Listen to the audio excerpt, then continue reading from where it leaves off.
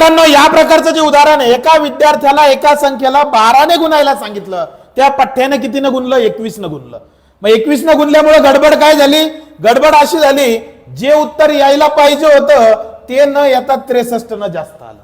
तुम्हाला एक सांगतो, इथं उत्तर जास्त येऊ, इथं उत्तर कमी येऊ, काहीच करायचं नाही. हे जे येतात ना उत्तर, ते लिहून घ्यायचे 63 भागिले आणि 12 न गुणायचं ते 21 न गुणलं. या दोघांचा फक्त फरक घ्यायचा. फरक म्हणजे काय रे? मोठ्या संख्येतून छोटी संख्या काढायची. मोठी संख्या 21 आहे वजा छोटी संख्या 12 आहे. मग 63 भागिले 21 मधून 12 गेले 9. मग 63 ला 9 ने भागलं, 9 1 9, 9 7 63. येणार उत्तर किती आहे? पर्याय क्रमांक पहिला. पुढच्या उदाहरणात फक्त बेरीज जी आहे ती कमी येते, तरी तुम्हाला उत्तर सोडवायचं आहे, कमेंट करायचं आहे. चॅनलला फॉलो करा, शेअर करा. खूप खूप धन्यवाद.